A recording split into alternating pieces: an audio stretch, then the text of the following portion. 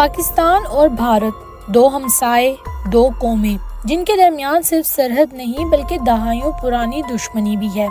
1947 کی تقسیم کے بعد سے لے کر آج تک ان دونوں ممالک کے درمیان کئی جنگیں ہو چکی ہیں، جنہوں نے نہ صرف خطے کو بلکہ دنیا کو بھی ہلا کر رکھ دیا ہے۔ ایک بار پھر سے پاکستان اور بھارت جنگی کیفیت کا شکار ہیں۔ بھارت نے ہمیشہ سے ہی اپنے ملک میں ہونے والے ہر ناخوشگوار واقعات کا الزام ہمیشہ پاکستان پر لگایا ہے۔ اس بار بھی کچھ اسی طرح کی صورتحال پیش آئی ہے۔ جب ہم کشمیر کا نام سنتے ہیں تو ہمارے ذہن میں ایک خوبصورت پرامن وادی کا تصور ابھرتا ہے، وہ وادی جسے دنیا جنت ارضا کا نام دیتی ہے۔ لیکن حالیہ دنوں میں پہلگام میں پیش آنے والے دہشت گردانہ حملے نے ہر درد مند دل کو غمزدہ کر دیا ہے۔ معصوم سیاحوں پر گولیوں کی بوچھار کی گئی۔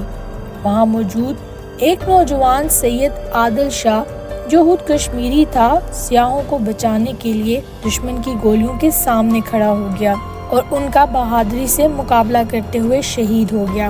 بچ جانے والے سیاح کشمیریوں کی مہمان نوازی کا ذکر کرتے نظر آئے، جب وہ کہتے ہیں کہ ہمیں ہندو یا مسلمان نے نہیں بلکہ صرف اور صرف انسانوں نے بچایا ہے، تو دل یہ کہتا ہے کہ یہ وادی صرف خوبصورتی کی نہیں بلکہ اعلیٰ اخلاق اور قربانی کی بھی ہے۔ لیکن ایک سچ یہ بھی ہے کہ کچھ فرقہ پرست عناصر اس المناک واقعے کو بھی نفرت کی آگ بھڑکانے میں استعمال کر رہے ہیں۔ اس حملے میں 26 افراد ہلاک اور متعدد زخمی ہوئے۔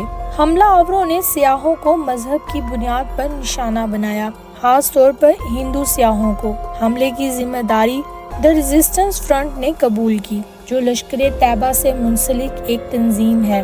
اس واقعے کے بعد بھارت اور پاکستان کے درمیان کشیدگی میں اضافہ ہوا۔ بھارت نے حملے کا الزام پاکستان پر عائد کیا، جسے پاکستان نے مسترد کیا۔ دونوں ممالک کے درمیان سفارتی تعلقات متاثر ہوئے اور سرحدی علاقوں میں فوجی سرگرمیوں میں بھی اضافہ دیکھنے میں آیا۔ پاکستان کے مسترد کیے جانے کے بعد بھی بھارت اس بات پر بضد تھا کہ یہ حملہ پاکستان نے کروایا ہے۔ بھارت نے پاکستان پر حملے کی ذمہ داری عائد کرتے ہوئے 5 اہم فیصلے کیے۔ سب سے پہلے تو سندھ طاس کا معاہدہ معطل کر دیا۔ دوسری جانب واگا بارڈر کو مکمل طور پر بند کر دیا گیا۔ پاکستانی شہریوں کے ویزے منسوخ کیے گئے اور سارک ویزا اسکیم معطل کر دی گئی، اور آخر میں پاکستانی سفارتی عملے کو نئی دہلی سے نکال دیا گیا اور بھارتی سفارتکاروں کو اسلام آباد سے واپس بلا لیا گیا۔ دوستو، اتنا سب کچھ کرنے کے بعد بھی بھارت کا دل نہیں بھرا، اور 7 مئی کو بھارت نے آپریشن سندور کے تحت پاکستان اور پاکستان کے زیر انتظام کشمیر میں 9 مقامات پر میزائل حملے کیے۔ بھارت کا دعویٰ ہے کہ ان حملوں میں جیش محمد اور لشکر طیبہ کے تربیتی کیمپوں کو نشانہ بنایا گیا ہے، جبکہ پاکستان کی جانب سے اس دعوے کو مکمل طور پر مسترد کر دیا گیا اور کہا گیا کہ یہ حملے دہشت گردوں پر نہیں بلکہ عام شہریوں پر کیے گئے ہیں۔ ان حملوں میں 31 شہری ہلاک اور 50 سے زائد زخمی ہوئے، جن میں بچے، خواتین اور بوڑھے بھی شامل ہیں۔ قومی سلامتی کمیٹی نے پاک فوج کو جارحیت کا جواب دینے کا اختیار دے دیا تو پاکستان کی جانب سے بھی بھارت کو ایک بھرپور سرپرائز دیا گیا۔ پاکستان نے بھارت کے 5 جنگی طیارے پاکستانی حدود میں مار گرائے، جس میں 3 رافیل طیارے، ایک MiG 20 اور ایک سوخوئی 30 شامل ہے۔ پاکستان کی جانب سے یہ ایک جوابی کارروائی تھی جو کہ پاکستان نے اپنے ڈیفنس کی خاطر کیا۔ دوستو، سب سے دلچسپ اور حیرانی والی بات تو یہ ہے کہ رافیل کوئی عام طیارہ نہیں ہے، بلکہ فرانس کا بنایا ہوا ایک جدید جنگی طیارہ ہے۔ رافیل ایک جدید ترین 2 انجن والا ملٹی رول لڑاکا طیارہ ہے جو مختلف مشینز کے ذریعے فضائی برتری اور زمینی حملے کے لیے استعمال ہوتا ہے۔ یہ طیارہ فرانس کی ڈاسو ایوییشن کمپنی نے تیار کیا ہے۔ بھارت کے 3 رافیل طیارے گرنے سے نہ صرف بھارت کو بلکہ فرانس کو بھی ایک دھچکا لگا ہے۔ رافیل طیارے کے تباہ ہونے کی وجہ سے اس کی کارکردگی پر سوال اٹھائے جا رہے ہیں۔ بھارتی فضائیہ کے لیے ان طیاروں کا تباہ ہونا سب سے بڑا نقصان ہے۔ یہ ایک ایسا واقعہ ہے جو دونوں ایٹمی طاقتوں کے درمیان تناؤ کو مزید بڑھا سکتا ہے۔ رافیل طیارہ بھارتی فضائیہ کا جدید ترین ہتھیار تھا، جو حالیہ برسوں میں فوجی نظام کو جدید بنانے، روسی ساختہ ہتھیاروں کا انحصار کم کرنے اور دیسی اسلحہ سازی بڑھانے کے لیے خریدا گیا تھا۔ بھارت کی فضائیہ کے پاس 36 رافیل طیارے موجود تھے جو فرانس سے حاصل کیے گئے تھے۔ ان میں سے 3 طیاروں کا نقصان بھارت کی دفاعی پالیسی پر سوالات کھڑے کر رہا ہے اور ساتھ ساتھ رافیل طیارے کی کارکردگی کو بھی مشکوک بنا رہا ہے۔ اس تمام صورتحال کے بعد بھارت اور پاکستان کے درمیان کشیدگی صرف زمینی اور فضائی محاذ تک محدود نہیں رہی، بلکہ سائبر اسپیس میں بھی ایک نیا محاذ کھل گیا۔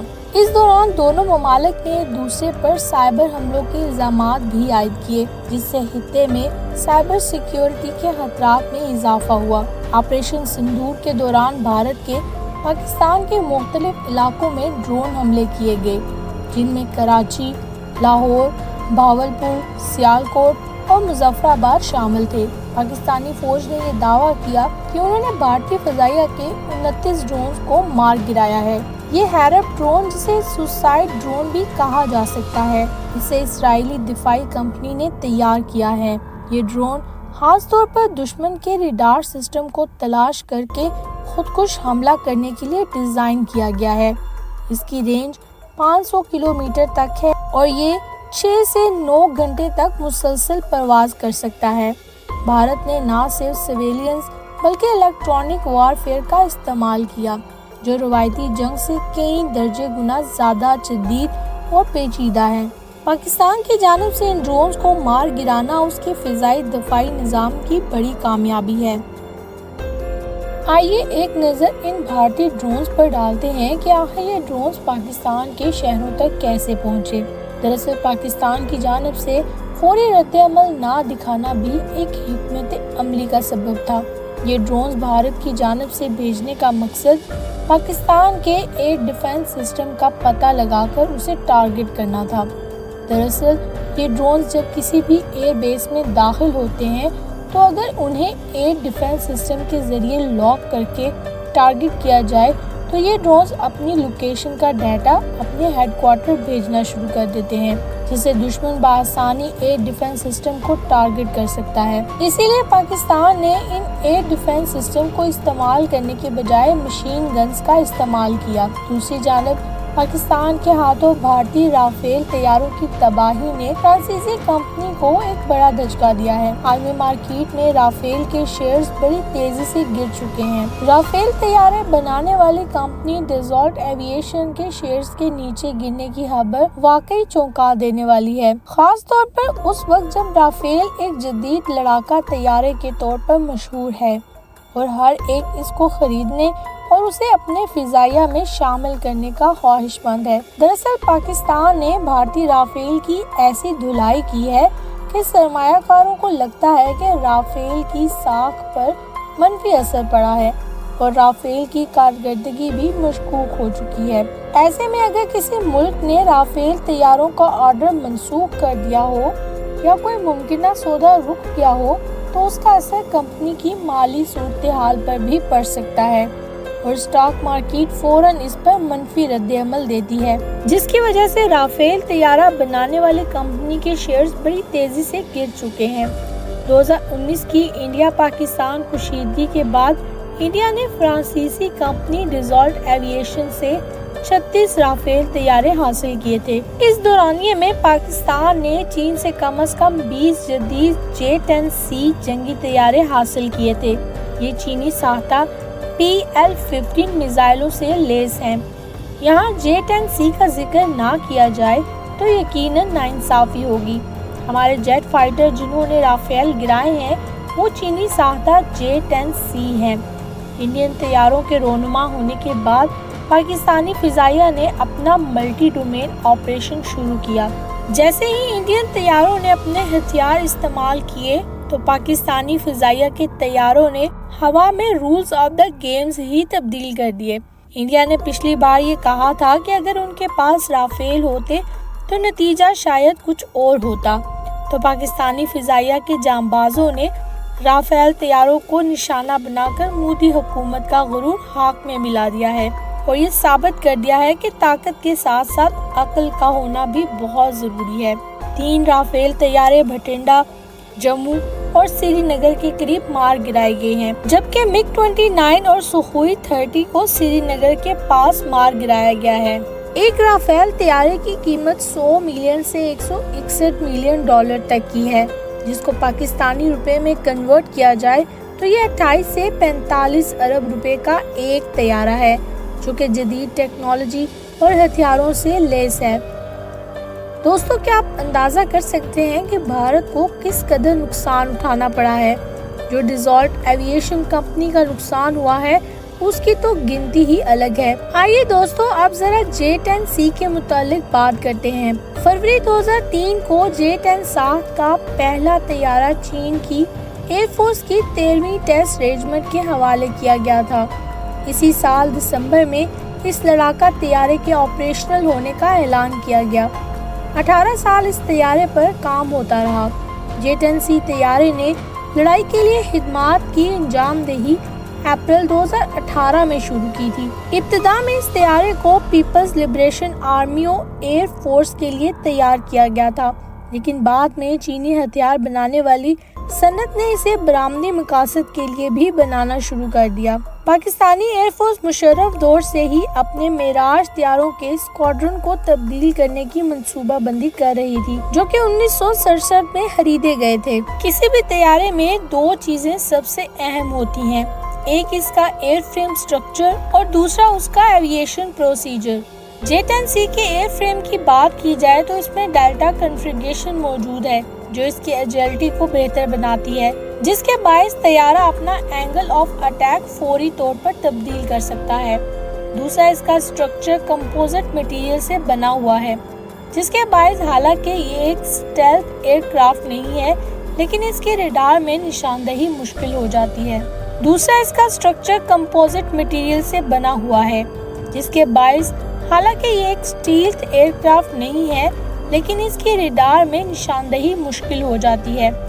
इस तैयारे की दूसरी अहम चीज इसका इंजन है, जो कि AL-31FN है, जिसे जाम करना मुश्किल हो जाता है। इसमें अब तक का सबसे जदीद रडार मौजूद है। इसकी टारगेट ट्रैकिंग इतनी अच्छी होती है कि ये दुश्मन और अपने जहाजों में फर्क तक बता सकता है, और इसके साथ एक डाटा लिंक की सहूलत भी मौजूद होती है, जिसका मतलब ये होता है कि आप ना सिर्फ फॉर्मेशन में मौजूद जहाजों के साथ डाटा शेयर कर सकते हैं, बल्कि आप AWACS, UAVs और AWCs के साथ भी अपना डाटा शेयर कर सकते हैं। ये डाटा लिंक पाकिस्तान में ही बनाए जाते हैं। सबसे बेहतर फीचर इसका PL-15 मिसाइल है। मिसाइल का अपना भी एक रेडार होता है और कुछ मिसाइलों में सेमी एक्टिव रेडार मौजूद होता है, लेकिन इस मिसाइल में पहले से ही एक्टिव रेडार मौजूद है। एक्टिव रेडार में आपने सिर्फ लॉक करके फायर करना होता है, जिसके बाद रेडार टारगेट की जान नहीं छोड़ता है।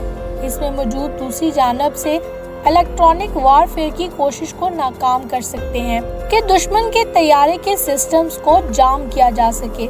एक सबसे बड़ा फर्क इस मिसाइल में मौजूद है, जिसके बायस हमें तकरीबन 30 से 50 किलोमीटर की बढ़तरी हासिल है। एयर कॉमेट में शूट करने की सलाहियत को फर्स्ट शॉट सलाहियत कहा जाता है। ये सलाहियत हमारे पास PL-15 की वजह से मौजूद है। इसमें हम अपनी मर्जी से बहुत सारी चीजें इंटीग्रेट कर सकते हैं, और इस हवाले से हमारे पास आज़ादी भी है, जिसे हम डाटा लिंक के जरिए इससे मुंसलिक कर सकते हैं। मज़ीद अपडेट्स के लिए हमारे चैनल को सब्सक्राइब करें और बेल आइकॉन को लाजमी प्रेस करें, ताकि बर वक्त वीडियो आप तक पहुंच सके।